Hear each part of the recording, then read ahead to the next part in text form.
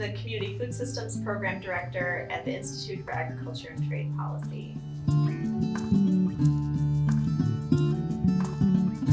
So the MinneAg Network is a project of IATP. It's co-led with partners from the Land Stewardship Project, MN350, and the Minnesota Farmers Union.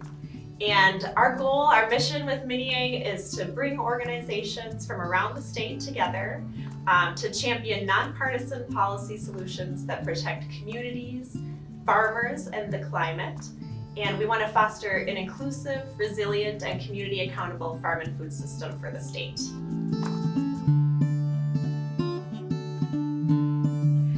So the existing state policy and decision-making spaces for food and farm systems in Minnesota had a lot of structural barriers to engagement for many communities. And we could see that this was resulting in a systemic lack of equity and empowerment and inclusion in decisions that were going to be affecting those community members.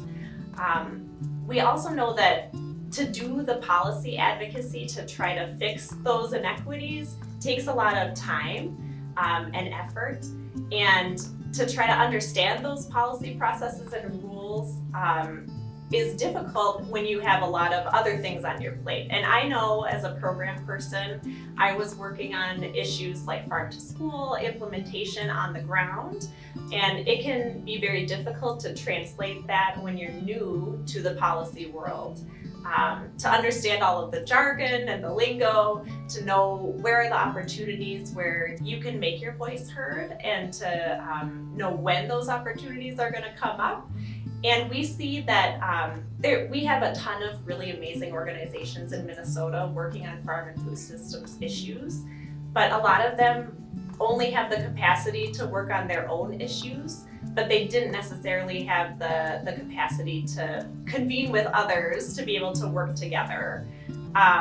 We also could see that in the budget making process, a lot of us who have aligned values in what we ultimately want the big picture farm and food system to be would end up being sort of pitted against each other and competing for smaller pieces of the funding, rather than being able to coordinate and strategize to work together towards what we want as a big picture solution for Minnesota farm and food systems.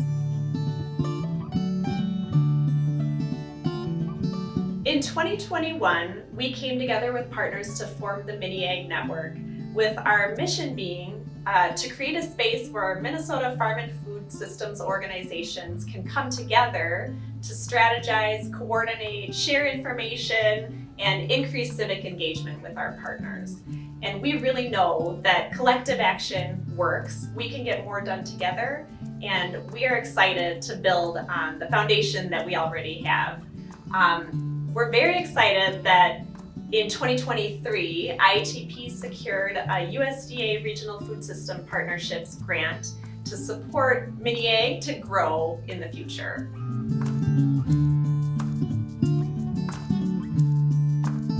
We've already seen the impact that the MinneAg Network has had on the ability for partners to engage. And actually, last year during the legislative session, I had members of the Minnesota House Committee tell me that they had never seen so many letters of support and so many testifiers coming in. So we can already see that if you get the information about how to engage to partners, then they want to be there. They want to be part of those decisions.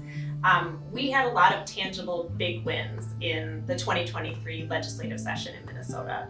We saw the creation of a climate coordinator position, as well as a farm to institution coordinator position, and we also are going to see expanded funding for market bucks, which matches dollars for using at farmers markets, and expanded funding for soil health programs as well. And those are just a few of the things that we were able to do with limited resources and just getting off the ground as a network.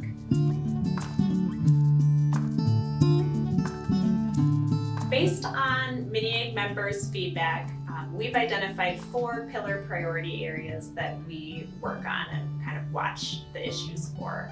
So we look at infrastructure for small to mid-sized farms, and that includes processing and market development, land access and farm viability for emerging farmers, and nutrition and food access, linking those to local Minnesota producers, as well as leveraging Minnesota agriculture for positive climate and ecosystem impact.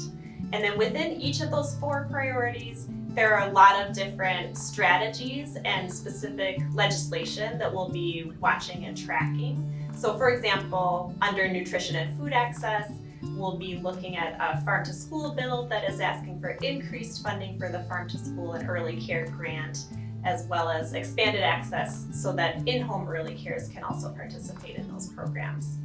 And then in addition to working on specific legislation, we also are really excited to be developing a set of Minnesota Farm and Food Policy 101 resources that will help people know how they can get involved and get engaged in the decision-making spaces that impact them.